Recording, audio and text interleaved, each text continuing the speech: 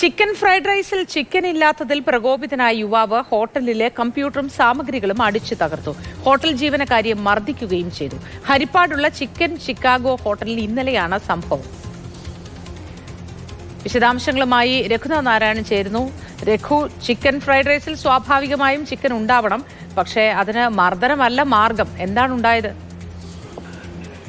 ഹരിപ്പാട് നഗരത്തിൽ തന്നെയുള്ള chicken Chicago എന്ന ഹോട്ടലിൽ ഇന്നലെ ഉച്ചയ്ക്കാണ് ഇത്തരത്തിലുള്ള ഒരു സംഭവം ഉണ്ടായത്. യുവാവ് മുത്തി പറഞ്ഞതുപോലെ ചിക്കൻ ഫ്രൈഡ് റൈസ് വാങ്ങി, അതിനകത്ത് ചിക്കൻ ഇല്ല എന്നാരോപിച്ച് ആദ്യം അവിടെ ജീവനക്കാരിയുമായിട്ട് തർക്കമുണ്ടായി. പ്രകോപിതനായ ഇടപാടുകാരൻ ആ ജീവനക്കാരിയെ മർദ്ദിക്കുകയും തുടർന്ന് വന്ന് കമ്പ്യൂട്ടറൊക്കെ അടിച്ചു തകർക്കുകയാണ് ചെയ്തത്. പ്രതികളുടെ ദൃശ്യങ്ങൾ CCTV ക്യാമറയിൽ പതിഞ്ഞിട്ടുണ്ട്. അത് പോലീസ് ശേഖരിച്ചിട്ടുണ്ട്. ഉടമയുടെ പരിപാടിയിൽ ഹരിപ്പാട് പോലീസ് കേസ് രജിസ്റ്റർ ചെയ്യുകയും ചെയ്തു. ഈ സ്ഥാപനത്തിന് മുൻപും സമാനമായ രീതിയിൽ പരാതി ഉയർന്നിട്ടുണ്ട്. ചെറിയ രീതിയിലുള്ള സംഘർഷവും ആ ഹോട്ടലിൽ മുൻപും ഉണ്ടായിട്ടുണ്ട്.